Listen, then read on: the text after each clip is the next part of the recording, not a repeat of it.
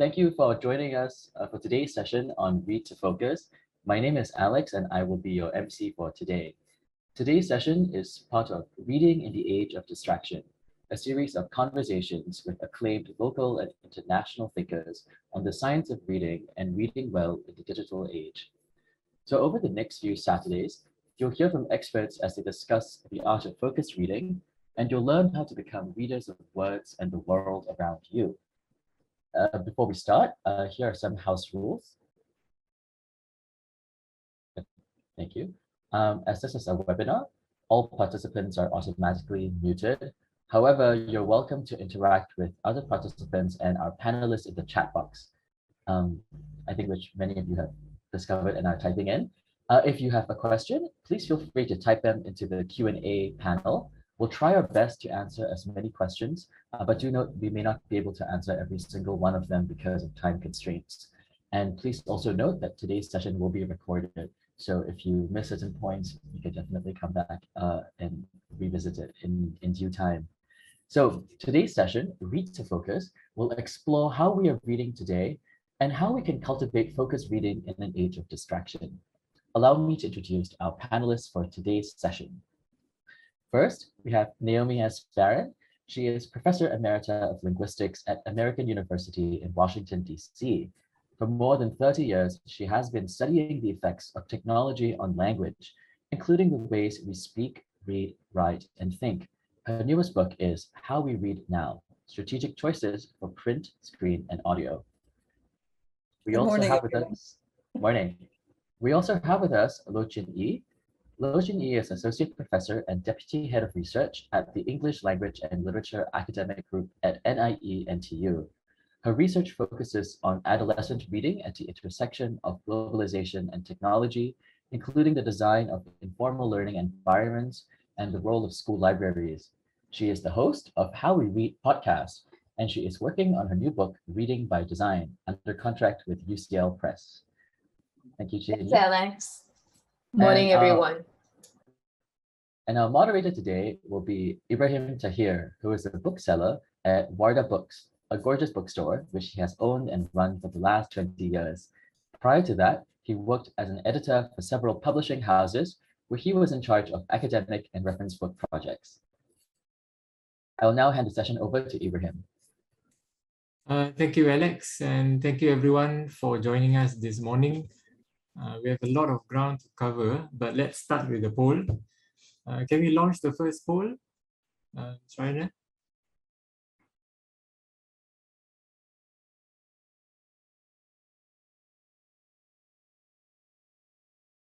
Thank you. So while everyone is answering that, let me start off the discussion this morning. But I always like to start off with asking people what they're reading. So Prof. Baron, what are you reading now? I'm reading a wonderful series of crime novels by a British novelist, Abhay Mukherjee, about what was going on in Calcutta in the 1920s when there were times of turmoil. And it's a wonderful escape from current turmoils to go to another time and place and really focus on what was happening there. So this is a print book? Huh? It's print books. Okay. I curl up in bed with my print books at night. Okay, great. Prof. Loh, what about you? What are you reading now? Well, actually, it's hard to answer that question because I do read quite a lot, and for my work, I have to read research papers. This morning I was reading the news, but if you're talking about books, I'm reading this book called Why Women Read Fiction. I would say it's not related to my work, even though it is. It's not related because I don't have to read it to write a paper. But I thought it was an interesting title. And when I saw it online, I asked my NIE library to order it. And now that I have the book, it's on my bedside. So before I go to bed, I read it for like 10 minutes, 15 minutes before I go to bed. I'm also reading another book called Stag's Leap. It's by Sharon Olds. She's an American poet. And I was recently at a conference in London. And I thought, instead of reading anthologies where it's like different poems, and I hadn't read a poet, like a full work by a poet for a long time. So because her name was familiar and I hadn't read this particular book, Stag's Leap, I just decided to pick it up. So that's what I'm reading, 2 books at the moment. Okay, I'm also reading 2 books at the moment. One of them is yours, The Space and Practice of Reading. I'm really enjoying this book.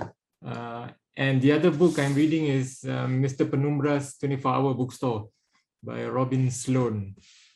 I cannot resist the book about bookshops. So,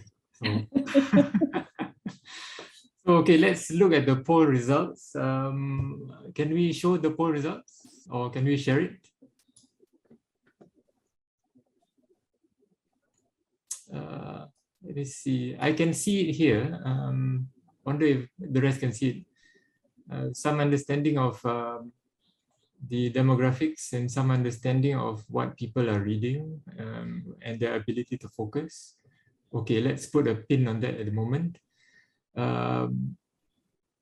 Okay, Prof. Loh, let's start. Could you firstly tell us what reading means to you? And secondly, can you tell us a little about your work?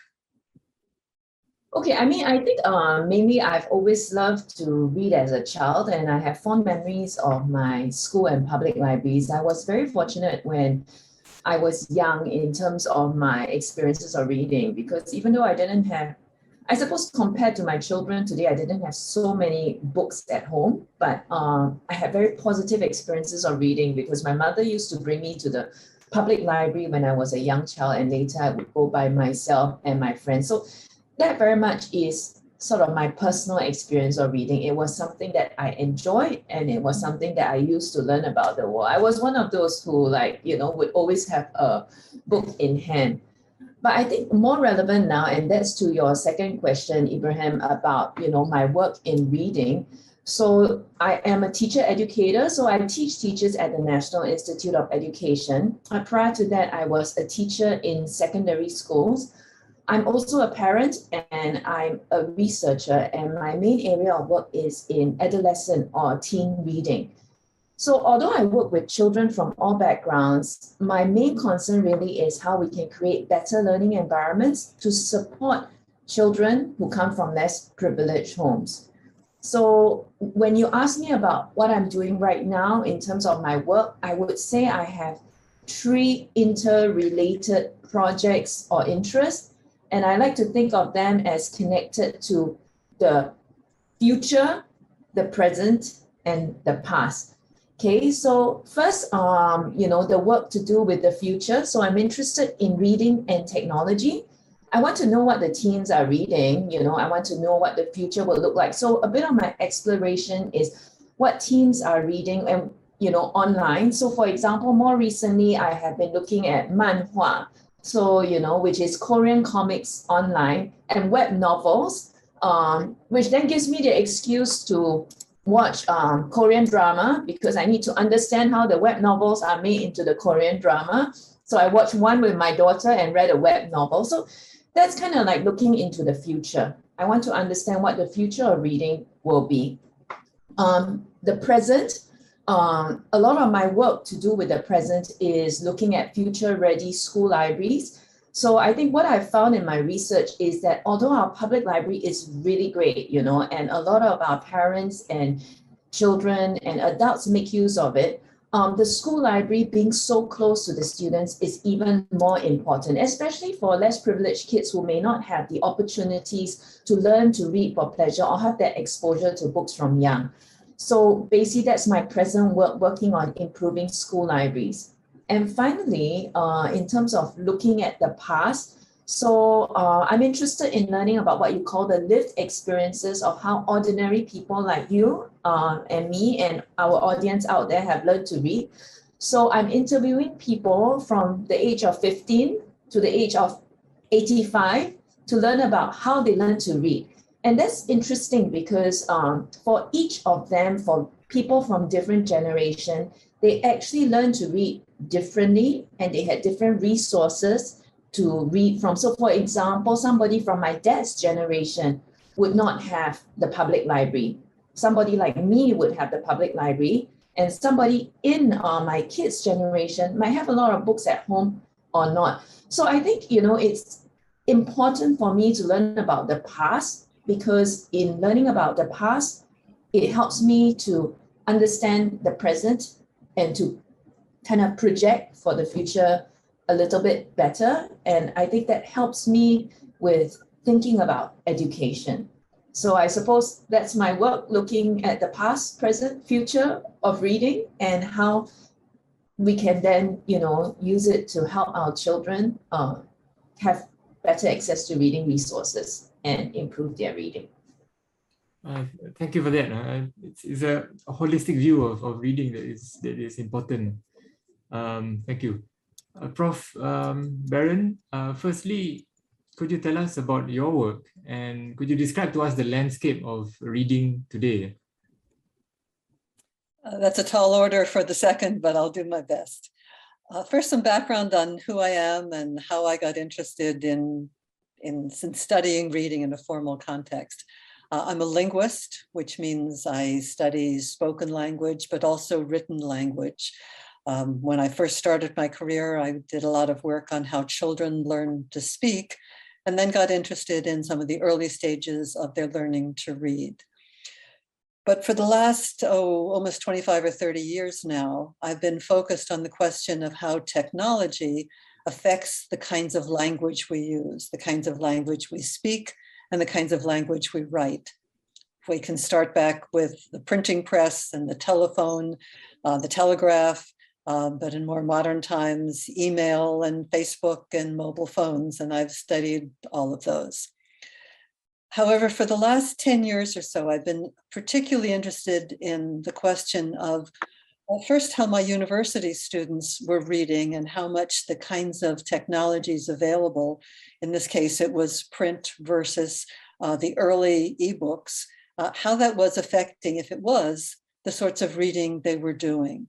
If something was available online, were they reading it the same way that they would have read it if it were in print? I'll never forget, I asked one of my set of honor students who were undergraduates, if I handed you an article, or if you got it through the library as an electronic file, would you be more likely to read it if I handed it to you, or if you read it by accessing the library?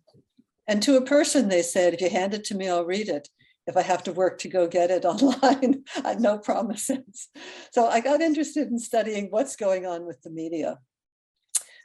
For a number of years now, I've been doing research with university students in different parts of the world, as well as with some middle school and high school students at international schools in Norway and in Amsterdam in the Netherlands, asking them what their perceptions are about how they read in different media, particularly in print versus digitally. And we can get to some of the things they've said in a little bit. But let me address the second question, Ibrahim, that you asked about what I see the landscape of reading being today. So first, let's talk about what sorts of reading people are doing. Are they doing more? Are they doing less? And if so, of what kind? And then we'll look at what's happening with their minds when they're doing that reading. So in terms of the landscape of how much are people reading, if you look at the international figures, for most countries in the world, not all, but most, people are reading less of longer texts, whether that's a short story, an essay, or an actual full-length book, be it fiction or be it nonfiction. We just see the statistics, and they've been going down over the years. At the same time, although we have no data to prove it, it's probably the case that we're encountering with our eyes, I'll get to ears in a minute, but we're encountering with our eyes more words than we ever have. And that's because of all the stuff we're doing online, whether it's using social media or all those online searches we're doing. We're seeing a lot of words. We're also at the same time redefining a little bit of what it means to read, because that used to mean print, and then it came to mean reading a digital text. But with the explosion of audio, of all things audio, whether it's audiobooks or whether it's podcasts, a huge amount of the encounter with words we used to have as text is now coming through our ears. So the question becomes, are we processing things the same way? Are we looking for the same kinds of experiences when we're reading from these different media? But let me just mention two things about what's going on in our heads, I think, as part of the modern landscape. The first is, as we're reading things that in principle we should be focusing on more, longer texts, whether it's a novel or a poem or an expose that's, let's say, 1,000 or 2,000 words in length, we're tending to read these things, particularly when we're reading them online, as if we're reading social media. That is, we're reading quickly, we're not particularly focusing on what's being said. And then there's the second component, and by the way, there's a name for that in the psychological and reading literature, namely the shallowing hypothesis, that we're reading more shallowly, particularly when we're reading digitally than we used to. But there's another component to that I like to call a Snapchat frame of mind. And so if you think about Snapchat, you send a message and then it vaporizes, it's gone, you can't reconstruct it. And I think a lot of that mindset is happening when we're reading both digitally, but even when we're reading in print. That is, we have less interest in remembering what we read than in times past we used to. And that troubles me. Yes, the shallowing hypothesis and the Snapchat frame of mind. These are encroachments into how we read print. Is that fair to say? I believe so.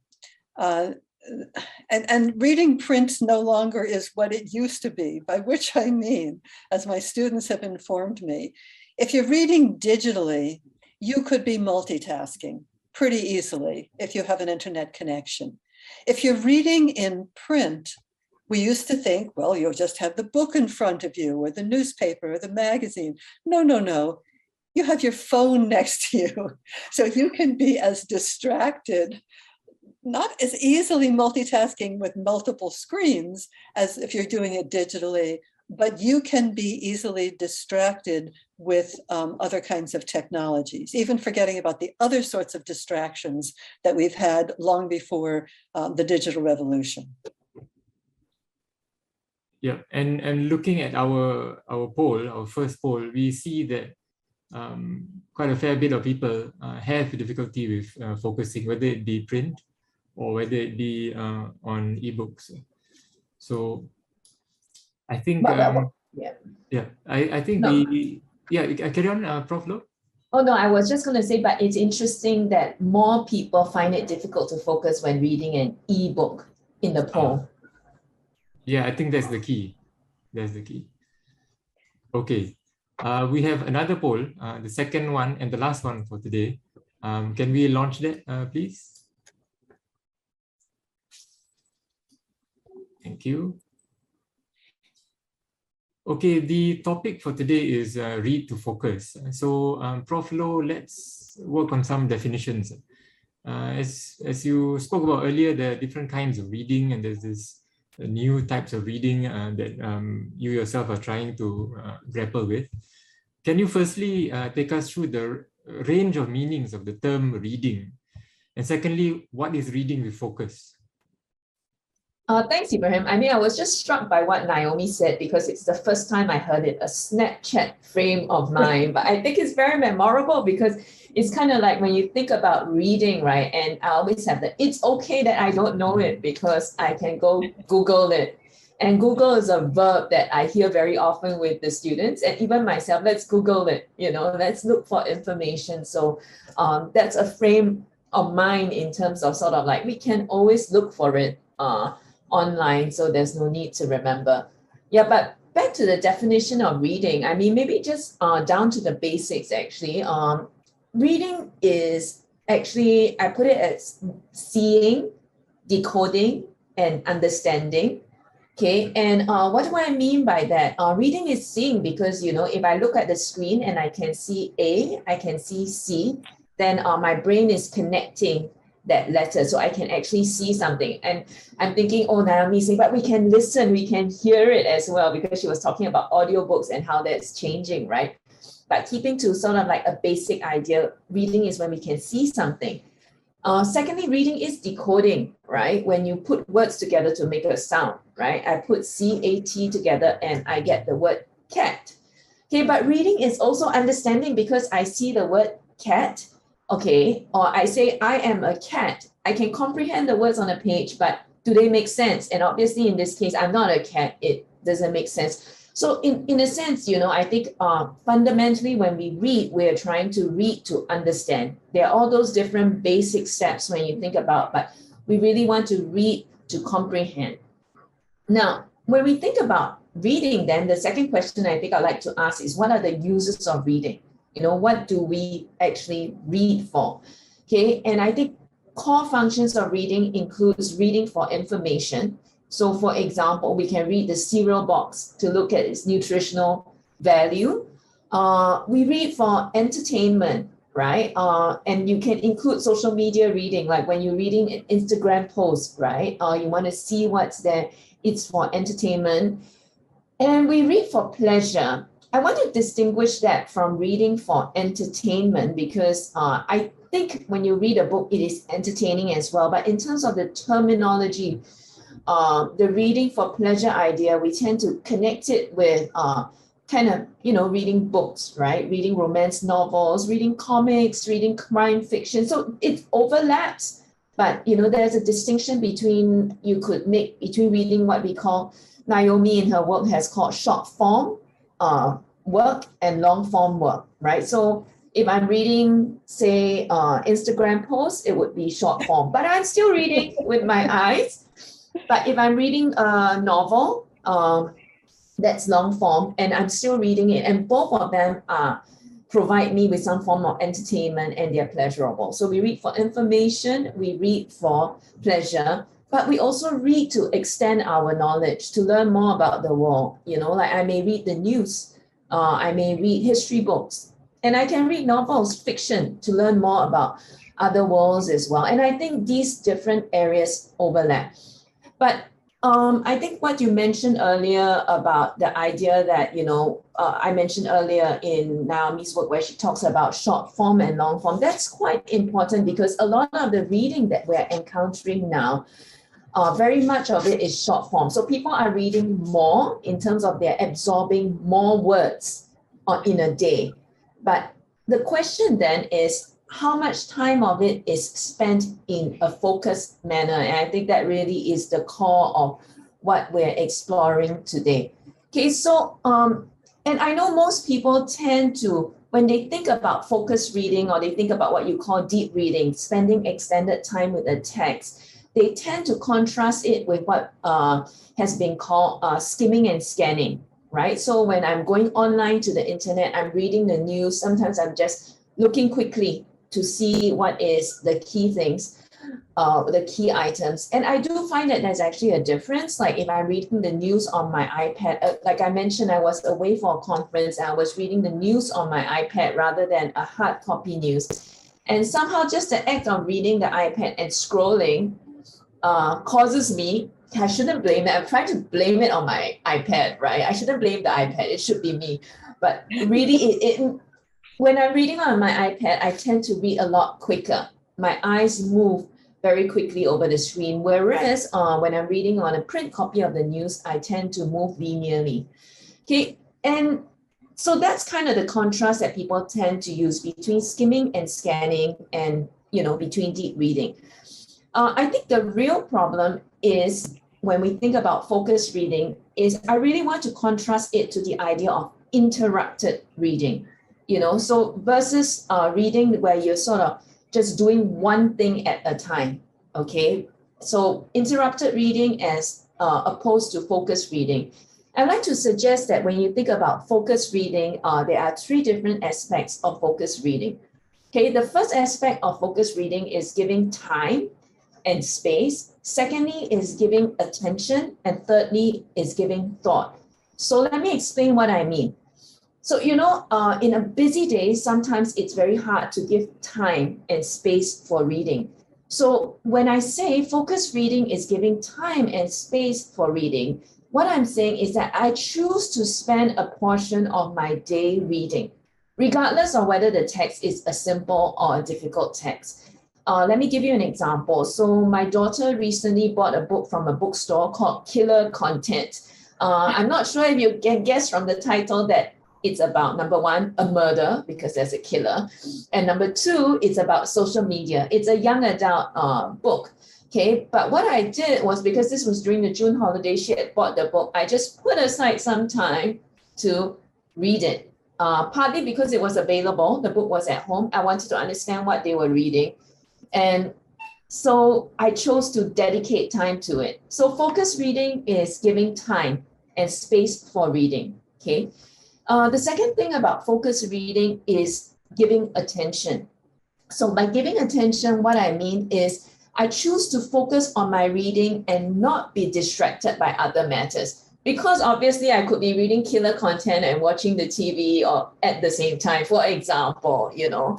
But or let me give a negative example. So this was on the plane. I'm sorry I'm giving you so many of these kinds of examples. And I decided that I was going to try to do some work on a plane, okay? And I was going to read a research article on my iPad. But I was squeezed between two gentlemen, fortunately not too large. And both of them were watching King Richard at different stages with subtitles. So I couldn't help it. You know, I had my own screen in front of me and I was trying to read my research article, but it was so much more interesting to watch King Richard on my right and on my left. So I managed to finish watching King Richard and skim through my article. Though I have to admit, other than the title, I do not remember very much of that particular article. So it was a negative example of me not giving attention.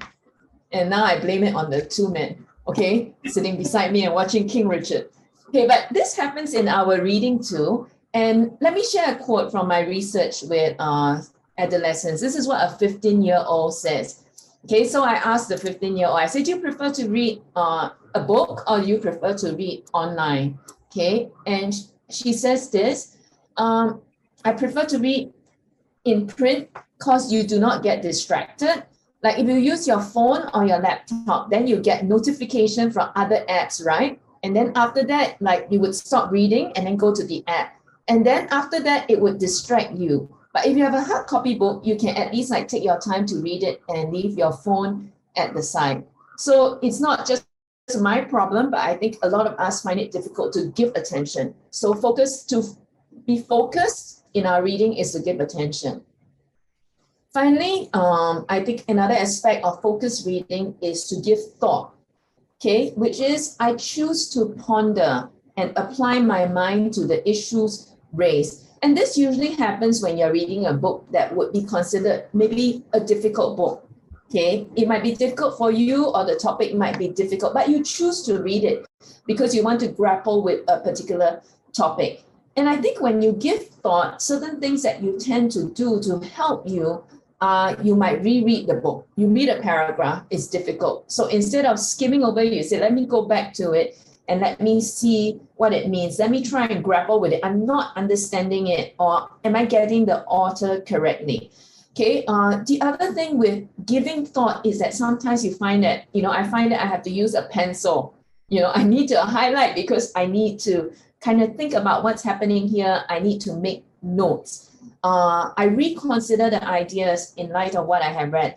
Some folks call it slow reading. Marian Wu calls it deep reading, putting oneself in a place where you can draw connections between different pieces of information, examine truth, practice empathy by getting into the head of others. So basically, giving thought is choosing to give time to think, to chew, and to ponder on what you're reading. The key thing seems to be to give what you're reading is due attention, and due attention includes time, it includes space, and as you say, thought.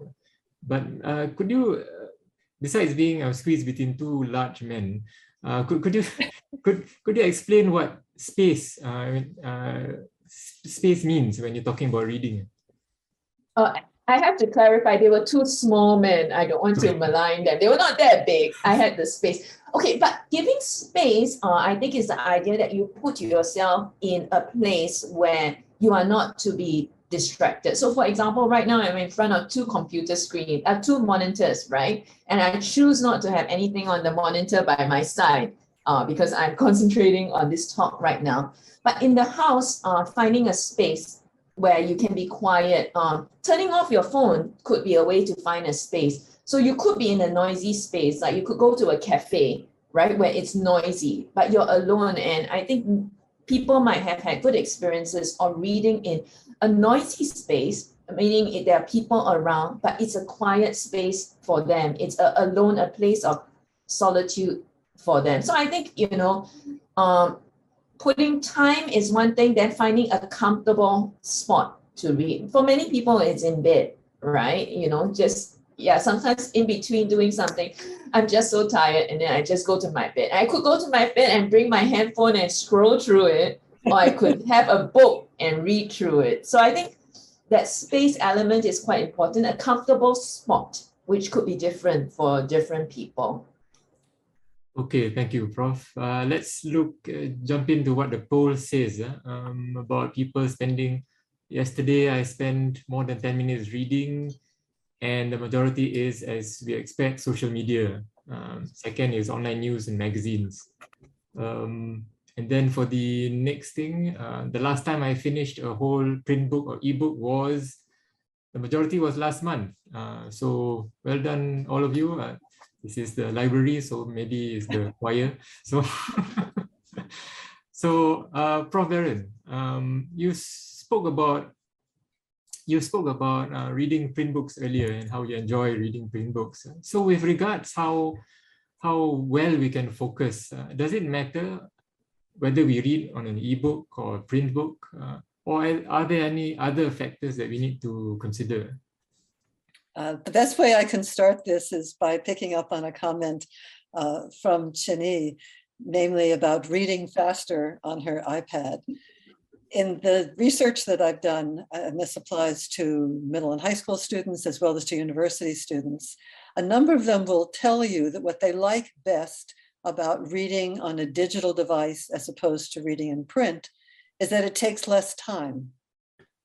Well, it takes less time if you read faster. They often tell you there are too many words in print, but excuse me, it's the same number of words if it's the same document or book in print as it is digitally, but there's a perception somehow that there just are more words and therefore it's going to take longer. And therefore maybe you don't want to do it if it's in print than if it's digitally. But let's go back to what the research is showing about differences between the ways we read in print versus the way we read digitally. I'll preface this by saying nearly all the research that's been done has been done with so-called informational text, as opposed to so-called narrative. So informational is nonfiction, and typically news or expose or maybe an essay that has lots of facts and figures in it, as opposed to narrative, which is typically referring to fiction, but also could be an essay where there's more reflection, say a history on what's happened and what it means to have things have happened in the past. So that said, the research on informational texts, and almost all of them are short, 400, 500, heaven help us, 1,000 words at most. Almost all of that research shows better comprehension when you give a standard comprehension test, reading in print versus reading digitally, better comprehension when you're reading in print than when you're reading digitally. Okay. Other kinds of research, this includes mine plus that of a number of my other colleagues, is if you specifically ask readers, on which platform do you concentrate best? Is it in print? Is it on a full computer? Is it on an ebook? Is it on an iPad? Is it on a cell phone? They will tell you overwhelmingly they concentrate best when reading in print. It's just a perception, but it's probably a pretty accurate perception. And if you're concentrating, to go back to the really nice definitions that Chin Ee just gave, you're focusing, you're putting your mind on it. You're not getting distracted with other things. And they're saying it's so much better when you're doing that in print, either because of the medium itself or because of your perceptions that that's what you're supposed to do when you read in print. And I think some of that schooling that has affected us of print is the thing you're supposed to focus on has been really important in shaping these perceptions about how well I concentrate in print, or one concentrates in print versus digitally. Similarly, if you ask people, how often do you multitask? And I know you can have your phone next to print, but how often are you likely to multitask if you're reading digitally or reading in print? The numbers for reading and digitally are far higher for, across the age groups. An interesting change has happened over time. When people first started doing these comparative studies of reading in print versus reading digitally, and you would ask the people who took the tests, the comprehension tests, before you showed them the results, do you think you did better in comprehension, reading in print or reading digitally? Overwhelmingly, people would say, I think I did better in print. These days, when you ask, again, middle school students, university students, do you think you did better in print or digitally? They'll tell you, I think I did better digitally, even though they actually did better in print. So psychologists call this the calibration problem, or the calibration issue. Does how you actually perform on, in this case, a comprehension test, correspond to how you think you did? But then it turns out that, God is in the details, as it's often said, because the kinds of questions you ask about comprehension determine how important one medium is versus another. So these days, people are asking much more sophisticated questions in the comprehension studies they're doing. So they're distinguishing between what I call the pebbles on the beach questions, where you can just pick them up directly from the text, as opposed to abstract questions where you have to draw inferences. And drawing inferences is much easier to do with print, because you have to sit and think about the text. You have to look at the text. You have to reread the text. Similarly, there was an interesting study done by my colleague Anna Mangan and some of her colleagues in Norway using fiction, asking, do you comprehend, in this case, reading a short story, do you comprehend that better reading in print or reading digitally? And when they asked simple comprehension questions, there was no difference between reading in the two media. However, if you asked where in the story or where in the book, they're two different questions, because if you jump around in the plot, it could be at one point in the story or another, which isn't necessarily linearly in the book. But where physically in the book did something happen, people did better in print. So knowing the kinds of questions to ask about reading in print versus digitally helps us understand better what it is we're doing when we're reading with focus, which is what we more often tend to do in reading in print. Finally, let me just mention a couple of things that students have said about what they like best about reading in print. That was one of the questions I've asked students across the age ranges. And I got some really interesting answers. A surprising number of them said, reading in print, what I like best about it is it's real reading, their terms. And independently, they weren't seeing what other people were writing in this online survey. Independently, a number of people said it's real reading. Some of the middle and high school students said, reading in print is home. It's cozy. I can, and then they'd say things like, I can identify with characters better. I can get involved in the story more. Some of the same kinds of things that Chin Ee was mentioning. And then there's the discussion. This goes to the medium versus your mindset about how you should be reading in that medium. Then there's the question of the senses. You'd be amazed how many people tell you what they like best about reading in print is the smell of a book, I understand that if you're 50 or 60 or 70 years old. I hadn't expected 15-year-olds or 20-year-olds and significant numbers of them to say, what I like best about reading in print is the smell of a book. Similarly, very large numbers of them talked about what I like best about reading is touching the book, of physically putting my hands on it, of feeling the paper, of knowing how far along in the book I am. So I can put my hands in the book. I've read this much and I have this much left to go. And you do that physically with a physical book. The slider bar on a digital book doesn't quite mean the same thing. Finally, one other comment that I thought was really important about perceptions about reading in print versus digitally. Again, this one came from high school students. Some of them said, what I like best about reading digitally is you don't know how long the book is. And I tried to understand, what is this all about? And what I think the student was saying was reading a big, thick book in print and seeing it in print can be intimidating. But if I don't know how long it is, I don't get intimidated by it. So I think we have to understand that people at different ages and stages in their development have different ways of relating to print and different ways of relating to digital. And we have to acknowledge that for some people, if you want to say, I want you to read, saying, take this big, thick book and get started may be too much. Even the same number of words, but you don't see them all at once. You don't, it doesn't weigh a kilo in your hands. Knowing that I could just read some and it's okay, I can come back to it, but I don't have to see how big it is. That may be useful to get particularly some younger readers to want to read.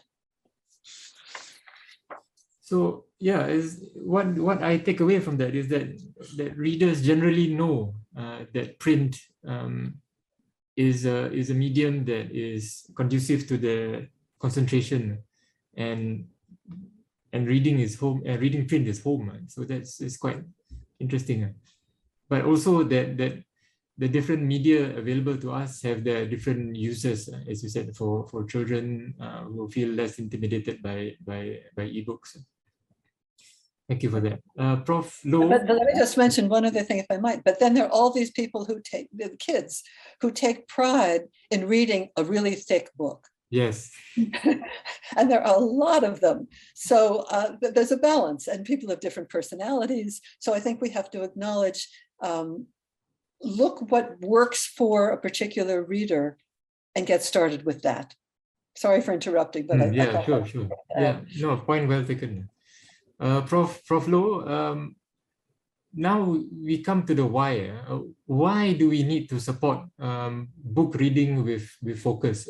Why is this the subject that we are talking about? Why is it important?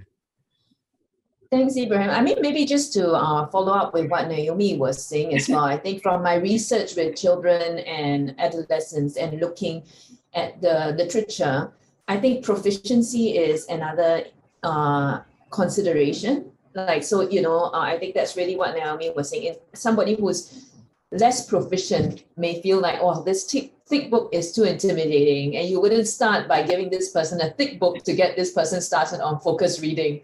Because if this person could do with a short book and enjoy it, that would be a good achievement, right? Whereas some students, especially the avid readers, we find that the frequent and avid readers in our studies, the majority of them prefer print.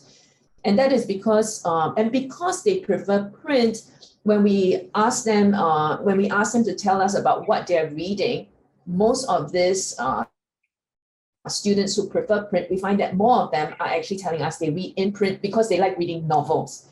Whereas for the kids who may not like reading as much or find reading a little bit difficult, smartphone reading may be more their thing. And so they're actually experiencing fewer lengthy text because they're reading on their phone. Now, I want to kind of just go back to your question, Ibrahim, about, why do we need to support book reading with the idea of focus, by sort of with a caveat to say that let's not blame the technology. okay, because technology actually affords us a lot of things. So with the avid readers that we interview, because of technology, they can read more books, right? So I'm at home, I can't go out, I can borrow an ebook from the NLB app. Because of technology, I can go to Gutenberg, I can go online and find books that are already publicly available.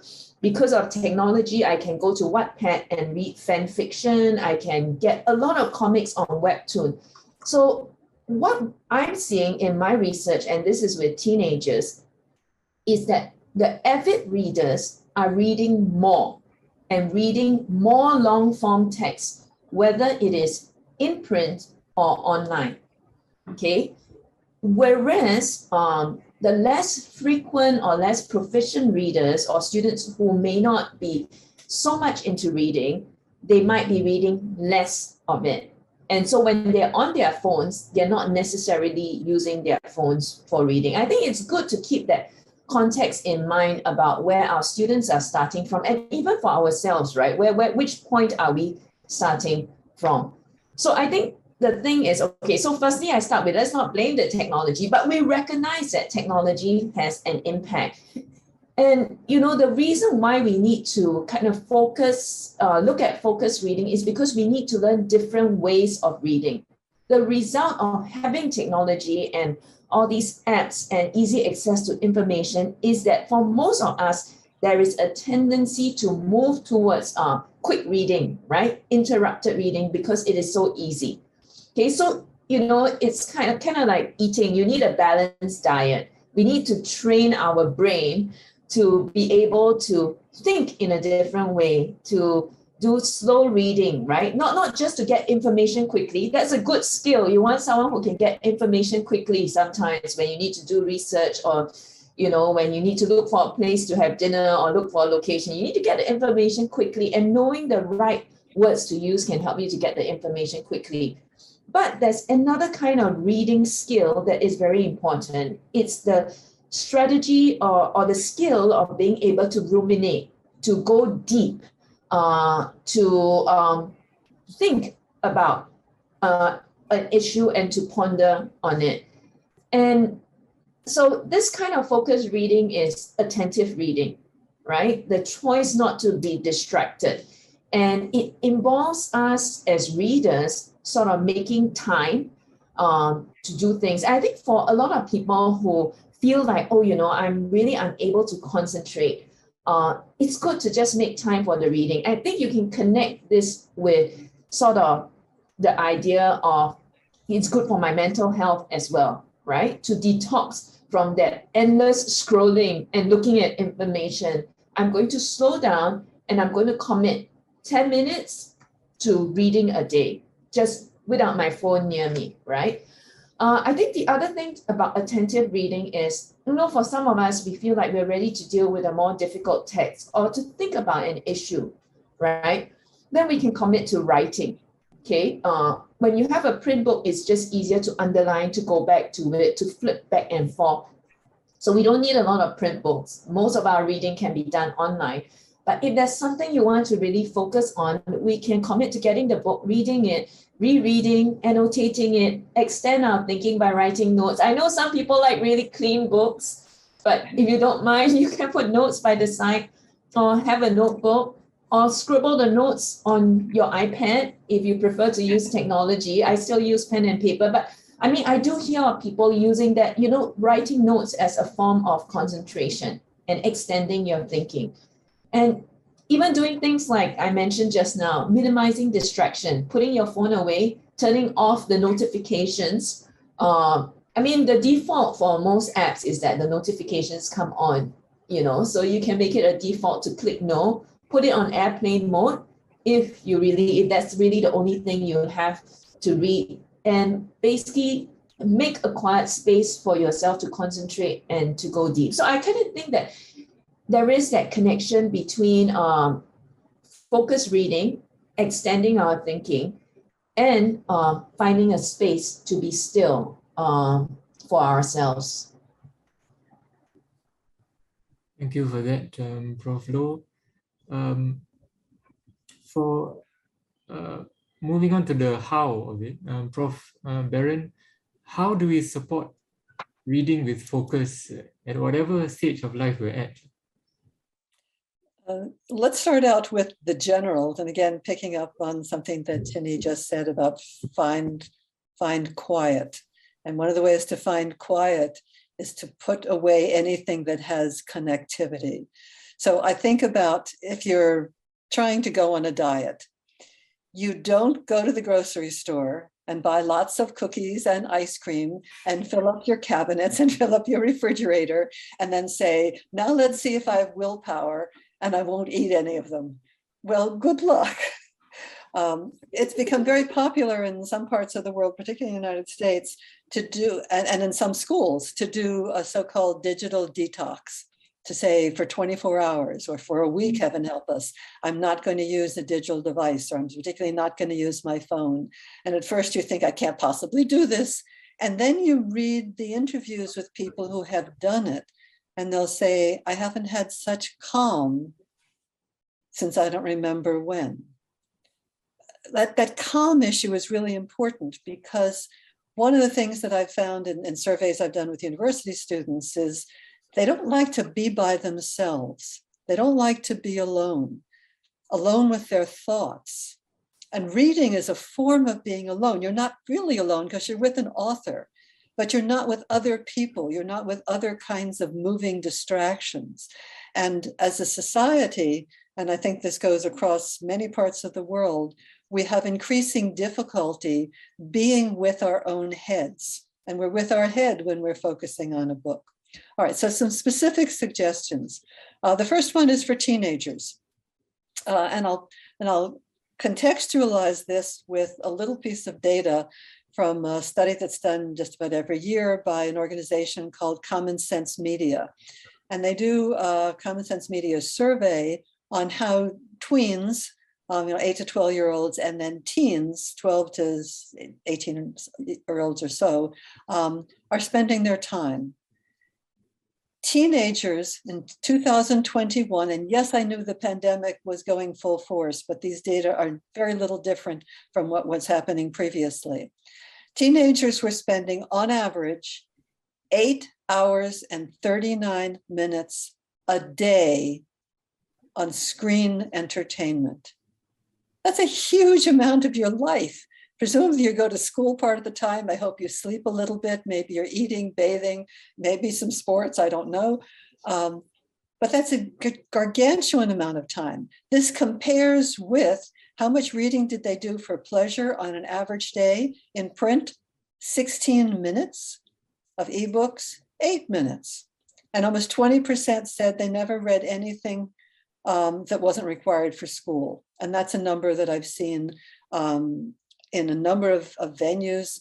Students are not reading unless they have to. And we have to do something to change that. When you interview students, particularly high school students, they'll say, I used to read as a kid. And indeed, we find that younger children read more than by the time they get to high school. They say, I'm just so busy. Well, if you're spending 8 hours and 39 minutes a day on social media on screen entertainment, I'll bet if you rebudgeted, you could find some time. So we have to talk about how to rebudget time to be able to step back from those screens, to be able to do things that are more reflective, and that includes reading. Okay, young adults. One of the challenges is, particularly for high school students and university students, is that they're asked to read a lot of things they don't want to read. And they begin to find reading not enjoyable. So if you're made to read all the stuff you don't want to, why would you want to go and try to read more? Are you a glutton for punishment? So we need to find ways to step back from the things that people were made to read, that were assigned to read. It's good literature, you're supposed to read it. And to say, what would you like to read? And there's some ways to help encourage that. One of the things you can do is say, would you listen to an audiobook? Oh, I do that because they didn't assign me to do that in school, even if it's the same kind of genre that you didn't like reading in school. Or find a way for libraries to have just fun books around. In the United States, there are a number of of really good colleges and universities that put out comics for kids to relax with, university students to relax with, board games as a way of doing something that takes your mind away from what is stressful. And then for older people, and older people means, sort of beyond college age, maybe by the time you're getting to your 30s and above, we see the numbers rising on how many people are interested in reading for pleasure and focusing on a book because they choose to do so. And the older you get, the more people are choosing to read of their own volition. And there should be ways of modeling that behavior. So parents should be able to model reading for pleasure in front of their kids. Teachers should be able to find even 10 minutes of the school day to say, we're all going to read for pleasure. There's something in the United States for lower school kids called DEAR, drop everything and read, where everybody from the principal on down to the janitor picks up a book for 15 or 20 minutes a day. There are ways to say, this could be something interesting. This is a break from what I was doing that I may not even be wanting to do. Another thing to do is to take the notion of a book club and make it flexible. So instead of necessarily saying everybody's going to read this book for this month, and then you have to come and discuss it, even if you weren't interested in the book. Another version of a book club that a friend of mine in Belgium participates in is you all go to a bookstore, or you could do it in a library, and you just read your own book, what you feel like reading at that particular moment. So it's a way of saying I'm together with other people and they are honoring something that I do too, namely getting absorbed, focusing on a book. So there's something for everyone. Thank you for that. And yes, drop everything and read. That should be our motto. I'm very conscious of the time. It's already 11 o'clock and I'm told we need space for questions. But just before we end, before we wrap up this section of it, I have a request, Prof. Baron. At the close of your book, How We Read Now, you ended with a beautiful, succinct maxim that captures your overarching advice on reading and focus. Do you mind sharing what that maxim is? I'm pulling the book right now so that I it's very relevant so that I can read it properly. Hold on. Oh, that's the wrong book. Sorry. I should stop writing books. I have too many. Okay. Yes. Okay. So this was actually a takeoff on the journalist and food crusader Michael Pollan, who had written a piece for the New York Times magazine. And he's a person who very much advocates eating healthfully, not eating too much or any meat products. And what he said was, eat food, not too much, mostly plants. To which I then rephrased, read more, focus when you do, medium matters.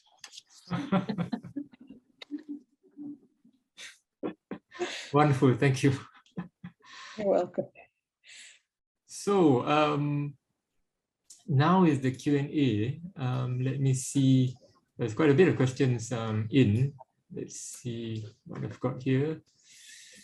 Ibrahim, while you are looking at the questions, can I just respond? I see a lot in the chat about ebooks and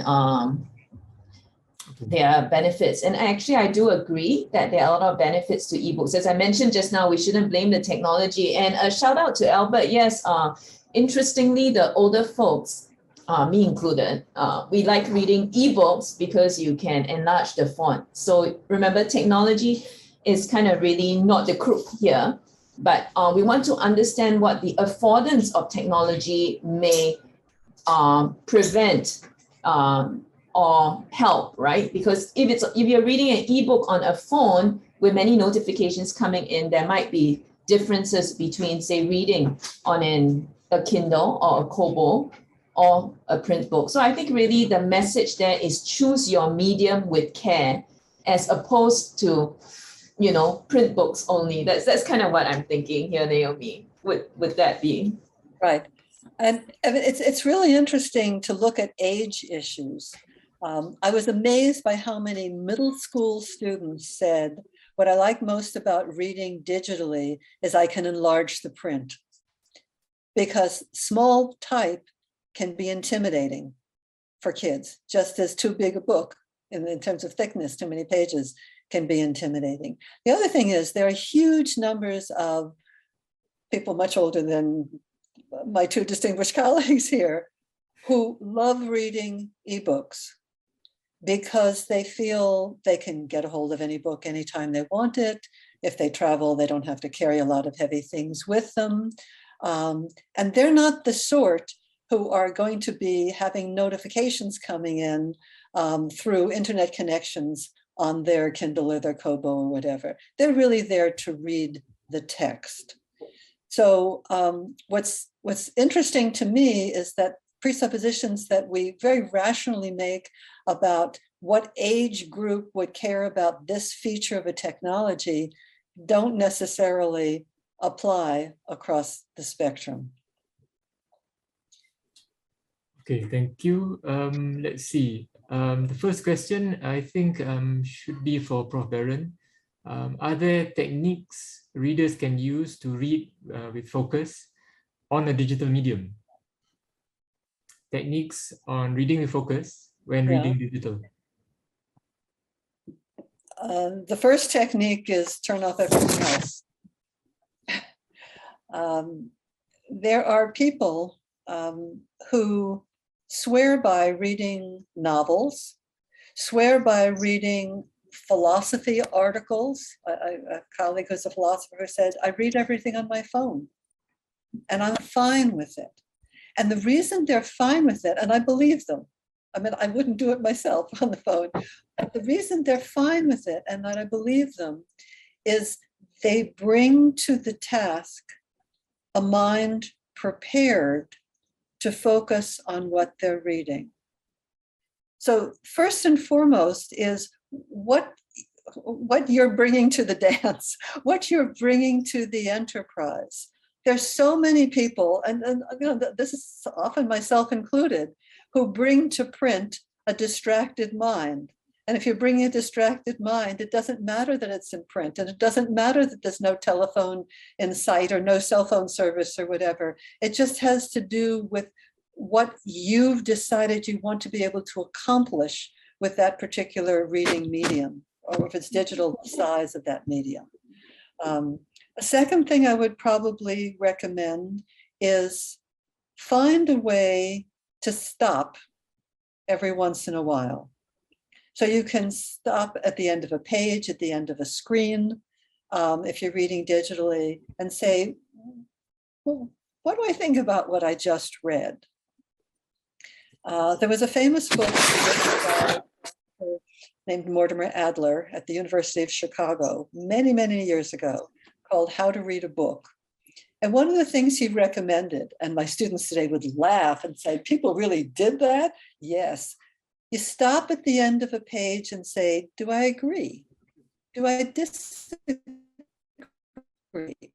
What does this have to do with what I read in a different book? And this is part of what Marianne Wolf and others mean today by the term deep reading. What do I make of this? What difference does it make in my life? How does this relate to something I read elsewhere? Are they contradictory to one another? Part of our problem with reading digitally is we tend to do two things. Number one, we tend to read quickly. And number two, we tend to scroll. And if you're scrolling, particularly on a phone, it's much harder to focus than it is if you're reading even a screen worth at a time. There have been a number of studies that all suggest if you read a screen worth at a time and you have some physical notion of space that you have navigated, you know what the beginning and the end of that screen is, we tend to remember better what we've read than if we're scrolling. So those would be some beginning things I would recommend. There's a sort of a related question. This is relating to ebooks or electronic books, and in connection with online social annotation. So, so this question is asking about, so should the choice of medium be influenced by the desired outcomes? In this case, a social annotation. Yeah. You want me to take a stab at that, or? Yeah. Social annotation reminds me in a way of classroom discussions of literature. So what do I mean by that? If you're reading a novel, you're reading Pride and Prejudice, or you're reading a play or whatever, and you're in a classroom, you sort of, this could be a high school classroom, could be a college classroom. It's fun to watch the dynamics of students saying to themselves, well, what am I going to comment on? How am I then going to look in the eyes of my peers if I say a particular thing? Do I care how I look? And to some extent, a lot of the social annotation, or the things that you find on platforms like Goodreads, are meant for social presence as much as they are for actually expressing something that you feel about what you have read. So I've nothing against social annotation, but often, and this goes now for what happens in the classrooms, I hear more of that, you know that somebody is saying something either to be provocative, not because they care about the content, but they want you to notice them, the same as they've dyed their hair pink for the day so that you notice them. So we have to understand what a conversation about a book with other people can be. And this goes for book clubs, it goes for classroom discussions, and it goes for social annotation on reading something digitally that is shared with others. Yeah, so there's the element of performance. Indeed. Sorry, I want to address the other part of the question, Ibrahim, which is, does outcome, is the outcome of that we want important? And I think it is, because we need to ask ourselves, what is the purpose of reading, right? So there would be a situation where skimming and scanning would be great, but another situation where that focused reading is important. And when it comes to a book, I think there are a few ways to think about it. So what is the purpose of reading that particular text? Is it for myself? Is it to understand it more? Is it my first time reading it, my second time reading it, or my third time reading it? Will having a hard copy help me to find things? So for example, I had a book club, but I realized that when I'm reading a hard copy, it's just easier for me to discuss. But you see, it could be because I'm not so familiar. I'm better with underlining, right? But other people are familiar with underlining on an ebook, and then they do a search by keywords. So that's what they're familiar with. I think when it comes to outcome, it is important to consider the kind of reader too. You'll notice a literature teacher asked a question, and I teach literature. I'm a literature teacher in a secondary school. That's where I started. And generally what I do recommend is that and the Ministry of Education was asking, should, we have textbooks, e-textbooks, right? But I said, well, no, because in literature, the aim is deep reading. It is a subject where critical reading, deep reading, whatever you call it, is key to it. And students need to annotate and to find a space. So for that, I would say you will need the physical book. You can do a lot of things online. You can do group annotation. You can do collaboration online. You can have Zoom meetings. But it's helpful to have the text to hold your attention. So I think the outcome is important. You need to consider who the reader is, and whether the reader is able to attend to something in print or online better, and then the purpose of the reading and what you intend to do with it. And then in that sense, that helps you to choose the medium with which to read. So yeah, so I have okay, so this is from my personal experience when you talk about social annotation. So this is like reading a book on Kindle, right? So if I were reading a hard copy book, I wouldn't be able to know what somebody else underlined. So it would be me going through the book by myself. But if I was reading the book on the Kindle, there are two ways I could do it. I could get to a part, underlined it, and then feel like, oh, wow, so many people feel the same way as me.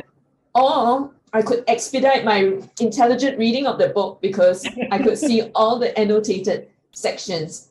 And both purposes might be fine. It depends on what you really want with that sort of annotation going on. Two things I must add. The first is a study was done, it's now about 10 years ago, of students of whether they would rather buy a new book or a used book if the price were the same. And a number of students said, well, of course I want the used book because somebody else has already underlined the good parts. And therefore, all I have to do is read those and I don't have to read the whole book. Okay, but another point about social annotation is if you see that someone else has read that book and has commented on something, you may or may not care whether you agree that that was the good part, and that can be important, but you feel you're not alone in reading. It's the same notion of sitting for a book club where you're all reading your own books, or drop everything and read. You're all reading your own books, but there are beating hearts around you, even if you're doing it digitally. It could be halfway around the world. So one of the possible benefits for social annotation can be feeling, I'm not the only geek who likes to read. There are other people who also like this.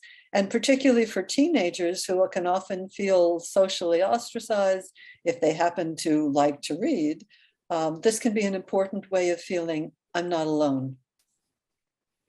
Thank you. This is a question for Prof. Loh.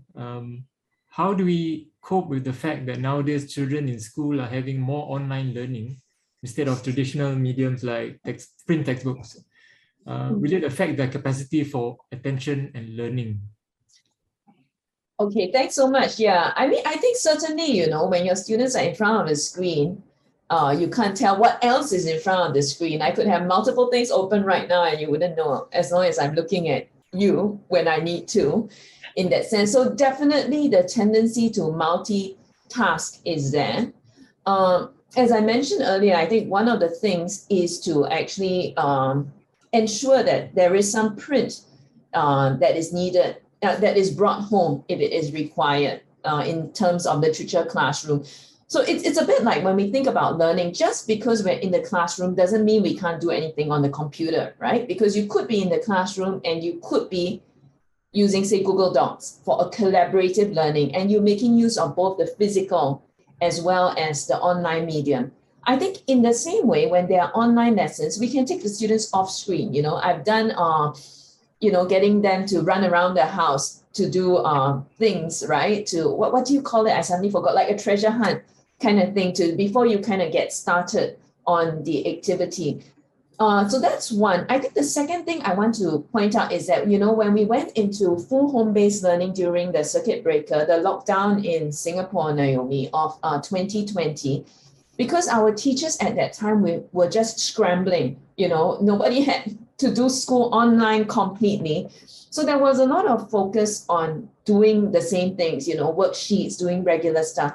But, we can do a lot of things with reading online. So we could have a book club online. In fact, during the pandemic, I started an international, my colleagues and I, who used to do a book club in Singapore, we stopped because they went overseas to work. But during the pandemic, we had the idea, oh, look, we can do a book club again, because even though we're in different countries, we can do it online.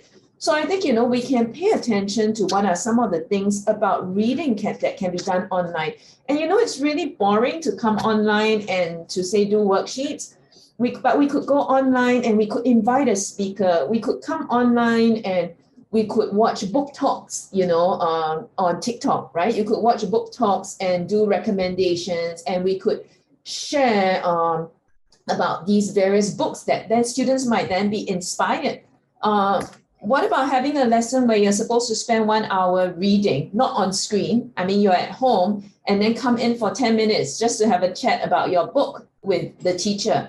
that you're reading, for example. So these are ways that I think we can, and I go back to that first principle, make time for reading, even when kids are not in school. I think there's not a lot of attention to that in Singapore. There's a lot of attention to DEAR, drop everything and read, in the form of sustained silent reading. But I think we need to remember, in some of our kids does sustained silent reading, and in our surveys with kids, what we have found is that some of the students in schools where they put aside anything between a whole period for reading, the kids actually tell us, these are in high performing schools, they say, we love this period, it gives us time to relax and to read what we want, because we don't have the time to read normally, and these are the kids who report spending 3 to 5 hours on social media or on their phone, basically on technology every day, and they appreciate having time to read, whether it's on print, in an ebook. But the point is, the school puts aside time for them to read. And I think that this can be done online too. Now, I said something about sustained silent reading. The other thing I want to say is that sustained silent reading is not the only way to read. Now, with a lot of people, what they need is help to find the right book, right? Because if you don't have the right book, don't talk about focused reading, because you just don't want to continue reading it. So many other things are more attractive. So I think there needs to be a lot more attention that's being paid to finding the right book. For example, teachers may need to know what books to recommend, get students to recommend. And if you don't know what books to recommend because you're not really reading books the students are reading, then we can go online, right? And kind of look at Instagram, Bookstagram, book talk, see what are people reading and get the students in. And for some students, they maybe they shouldn't be starting with a text that you think is difficult, but a text that they enjoy. Because really, the key to focus is enjoyment. I mean, nobody has to tell us to focus on a video. So for some kids, for my son, nobody has to tell him to focus on the video game. Nobody has to tell my daughter to focus on the K-drama because it's enjoyable, right? And I think that with books, really the core is finding a book that you will enjoy. And for a lot of our students, we need to really help them to do that. And then to bring that book that they enjoy home. So I guess what I'm suggesting is, before you have to go home, bring your kids to the library, make sure your library has all the good books that they will borrow, bring that book home, and then tell them, no, you don't have to come to class, just read, and then spend 10 minutes and we'll have a chat. Okay, need to rush along with the question. There's one question on audiobooks, which I think Prof. Baron could help with. Interesting question here. What about listening to audiobooks and listening attentively and getting the skill to listen? All right, audiobooks are a whole new domain when it comes to our understanding what kind of animal they are. We have been storytellers ever since human beings had language, however long back that goes. And to some extent, particularly if you're talking about fiction, audiobooks make a wonderful form of storytelling. They're absorbing. If you have a good narrator, they can be far more engaging than print for an awful lot of people. One of the things an audiobook does is it slows you down. You have to encounter every word, whereas reading in print, you can say, oh, I really don't want to read this description of what the forest was like. I just want to find out, did the killer make it out or not? But you're probably not going to just fast forward because you don't know where you get with the audiobook. The research that's been done so far, and there hasn't been a lot of it, on learning, listening to audio material, and typically we're now talking about informational audio material, not fiction, comparing that with reading a text of the same material. The research that's been done so far basically suggests that reading text, and typically that's been with print, although it could be digital, leads to better comprehension than listening to it auditorily. But a lot of that has to do with our assumptions about what you do when you listen to an audiobook or you listen to a podcast. Most of the time when we're listening, we're doing it for pleasure. And from choice, to take what it was a really good description that Chin Ee gave, as opposed to because we're trying to learn from it. People have been learning auditorily for millennia, but we now are not in a society, we're not at a point in time where people are used to remembering what they hear. So therefore, when we talk about audiobooks, we have to ask, what's your purpose in listening to the audiobook? You can ask the same thing about focused reading. An awful lot of the reading that I do, particularly at night when I just want to get away from all the troubles of my local and the international world, is focused. But if you ask me a month from now about the plot, I probably won't remember it. And that's okay, because that wasn't my point in reading it in the first place. So similarly with audiobooks, if your purpose is to enjoy things, to pass the time in a way that you're maybe learning something, or maybe hearing something that's pleasant to hear, like hearing, Beethoven's Fifth. How many times have I heard it? Dozens and dozens and dozens. I'll hear it again, thank you. But I don't remember every time that I heard it. That's okay. It was the experience of hearing at the moment that mattered. So I think we have to ask for audiobooks, why are we listening? What are we looking to get out of it? What's our goal? Yeah, Ibrahim, if I could just add to this from an educational perspective, I think audiobooks really do give another way of listening or reading to the kids. But I do have feedback on the ground sometimes that, for kids who are, say, not familiar with the accents, right? We're in Singapore, they'll say like, well, I find it hard to understand the audiobook. Now, another alternative to the audiobook would be books with audio capacity. So you're talking, for example, about an app like Epic, or in a Chinese app like Wawa Yaya, right? Where kids can choose the book. So now this is akin to a physical library. I think that's really great because what you do have is you have a curated library for kids. And with the books, you can turn on the audio function. Now, from a scaffolding perspective, that is very helpful for some kids. I give the example of my son who was reading Chinese books on Wawa Yaya. I mean, he reads English easily, but Chinese was more difficult. So the fact that there was the choice for him to turn on the audio, he could pick a less difficult book and a more difficult book, was something that was actually a very useful feature for him. And if you think about it, it helped him to focus on reading in Mandarin. And after his PSLE, when he picked a very simple picture book and started reading it without the audio book, I was like, wow, that's a milestone achievement, even though that was probably a book that, was very simple. So I think for the educators here, when you think about the audio, there's the audio as, we listen to it on Audible. There are also these books with audio facilities where you can turn on the reading, but note that the audio also comes with the book itself, which then supports the child's reading, and it also comes with a library of books. So that curation is really important, because that limitation of choice actually makes it just far easier for the child if the books there are really kind of suited to the child. I think similarly, we can have the same principle for the adults. Sometimes we don't know where to start, but it's helpful to start by thinking about the genre that we like or topic that we want to read on, what's the purpose of reading. And once we narrow it down, it's much easier to find the book that we want to read. Let me just add a story from a master's student who told me, I really like to read literature, but I keep losing my focus.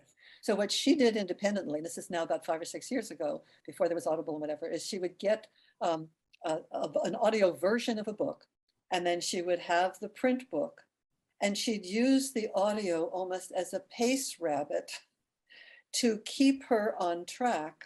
She knew how to read English perfectly well. She was a master's student, but she said, I tend to get fidgety, I tend to lose focus. This helps me stay on track. So it can be actually people from different ages and different levels of ability with language who can find pairing audio with text to be useful. Thank you. We could really go on until lunchtime. This is my favorite subject. but unfortunately we have time constraint, and I think that's all the time we have for today. Alex, you have anything to say? Thank you so much, Naomi, Chin Ee, and Ibrahim, for this really rich and insightful conversation. We've covered so much ground today on ebooks versus audiobooks, the need to cover deep reading, and we've also come away with a lot of tips on cultivating focused reading.